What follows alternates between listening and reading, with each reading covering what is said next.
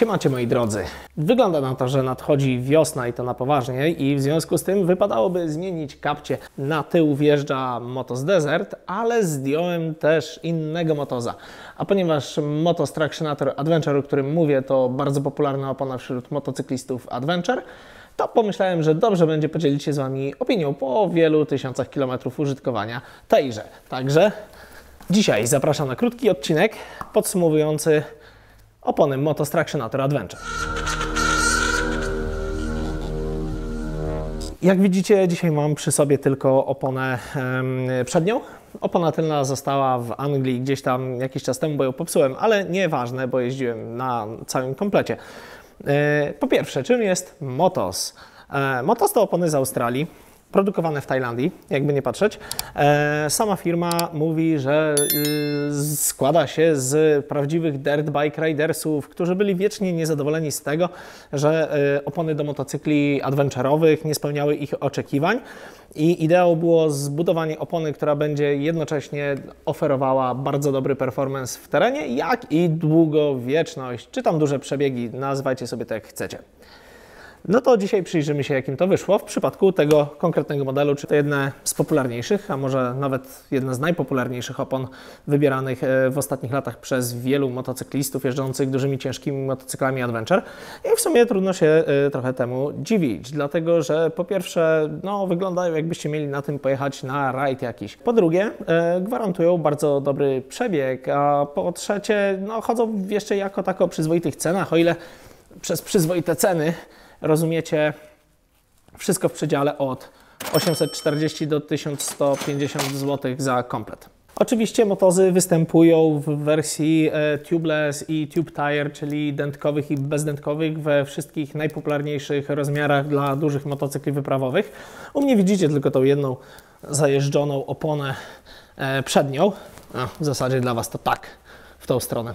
Tylna została w UK, tak jak wspomniałem, dlatego że udało mi się ją tam niestety poniszczyć. Otóż w czasie jazdy po green lane'ach, po takich bardziej kamienistych ścieżkach musiałem złapać gdzieś kapcie, a byłem daleko od domu.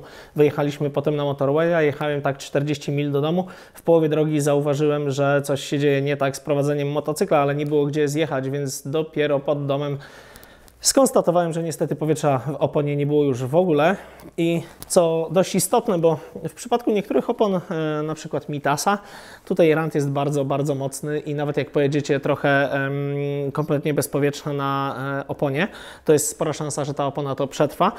Natomiast tylny motos po prostu był tu kompletnie podcięty od felgi i no, musiałem ją wyrzucić. Ale jeździło się na niej fajnie, zobaczcie sami.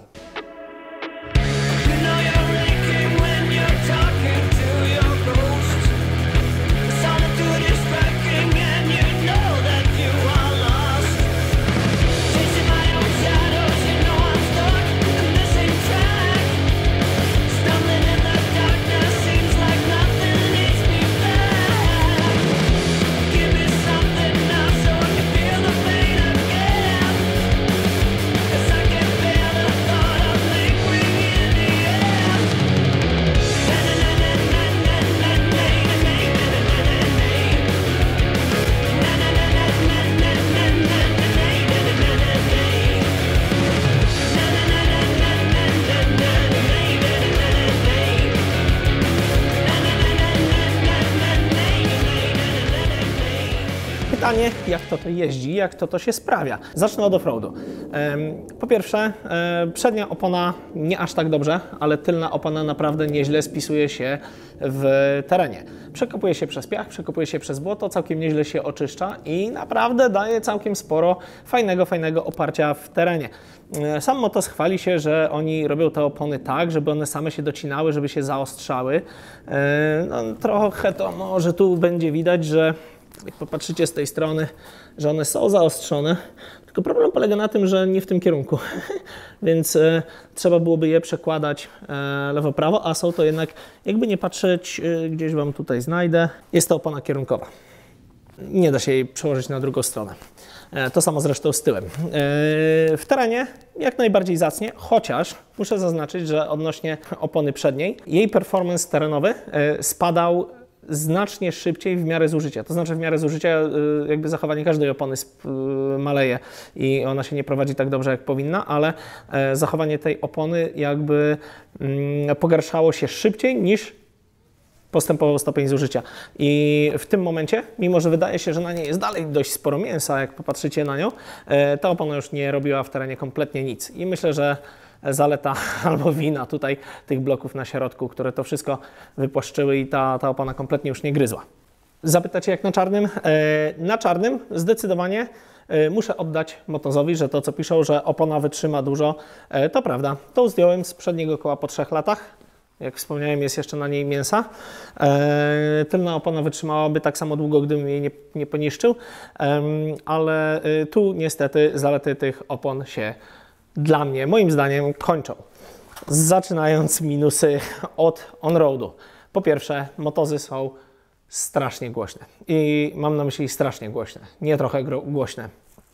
Naprawdę bardzo, bardzo głośne. Słychać wycie przedniej opony, słychać wycie tylnej opony. Już przy jakichś 70-80 na godzinę jest dramat. Zresztą powiem Wam historię. Jak jeździliśmy w okolicach Cheshire i tam w okolicach Walii z moim przyjacielem Spaconkiem, pozdro stary, to pamiętam, że mówił mi, że jadąc 70 mil na godzinę, on jechał litrowym V-Stromem, którego możecie też zobaczyć na kanale recenzję. Mówi, że nie musiał patrzeć w lusterka, gdzie jestem za nim, bo słyszał, czy jestem z tyłu, czy mnie nie ma, a jeśli jestem, to z której strony, czy bardziej po prawej, czy bardziej po lewej. Tak wyły te opony, że on jadąc z przodu na swoim motocyklu przy dużej prędkości słyszał mnie jadącego z tyłu.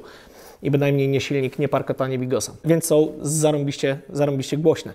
Druga sprawa to jest taka, że no, te opony nie oferują za dużo przyczepności. I słuchajcie, mam tutaj porównanie do chociażby zajeżdżonych Mitasów E09, którymi też jeździłem szczególnie w zimnych i śliskich warunkach przez Europę i po Anglii. I tam naprawdę na dojechanej oponie mogłem składać się z pełną prędkością na winklach, na węzłach, na motorwayach dookoła Londynu i wyprzedzać samochody. Na tych oponach w życiu bym tego nie zaryzykował, bo jak je tylko założyłem, okazało się, że jeśli tylko warunki nie są idealne, to no, moje zaufanie do nich było bardzo ograniczone. Potrafiłem łapać uślizgi na obydwu kołach naraz, jeśli było trochę wilgoci. Więc uważajcie, ja już nawet nie mówię o tym, abstrahuję od tego, jak są super świeże i nieprzetarte, ale przez cały okres ich życia to była naprawdę śliska opona. To taki minus. Jeśli chodzi o minusy jazdy w offroadzie, to słuchajcie, one hałasują także w offroadzie. Jeśli jedziecie po ubitym piachu, te opony kurde dalej wyją. I teraz na pochybel Wam wszystkim, którzy śmieliście się, że w filmach akcji z lat 80. i początku 90. jakiś tam bandzior piszczał oponami, robiąc nawrót na szutrze, to te opony też wyją na szutrze. Jakby co. Plus przednia opona nigdy w piachu za dobrze nie robiła. To tak muszę oddać. Tylna spoko, przednia średnio. No to czas na moją ocenę.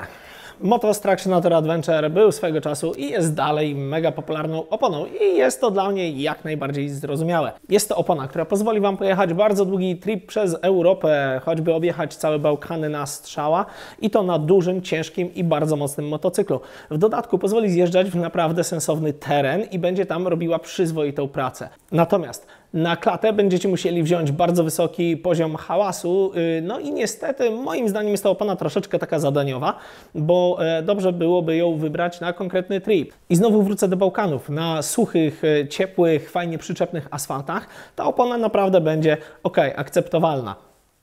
I być może dlatego widziałem niejedną zjechaną na kwadratowo na Afryce Twin i innych tego typu adventurach. Nieważne.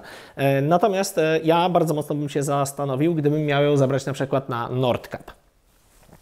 Tu już średnio. Dla mnie Moto Tractionator Adventure to solidne 5,5. Pytanie, czy założyłbym je jeszcze raz? Całkiem być może, ale zdecydowanie bardziej zadaniowo niż na co dzień i z wzięciem pod uwagę tego, o czym Wam mówiłem, czyli na przykład kierunku wyjazdu. Natomiast teraz, jak wspominałem na początku, mam nadzieję, że zaraz będzie to widać trochę lepiej. Wow. Ok. Teraz, jak wspominałem Wam na początku, na tył idzie Tractionator Desert i bardzo jestem ciekaw, jak ona się sprawdzi, bo podobno są spore różnice w mieszankach pomiędzy jednymi a drugimi. Na bank będzie hałasowała, na pewno będzie gryzła trochę lepiej i zobaczymy, jak ze zużyciem i trzymaniem na czarnym. A jeśli Wy też stoicie przed wyborem ogumienia na motocykl terenowo-wyprawowy, czyli takie ADV naprawdę w okolicach powiedzmy tego 50-50, nie? Mitycznego, to być może spodoba Wam się jeden z filmów na tej playliście. Ja widzę się z Wami już wkrótce, a Wy kliknijcie tutaj.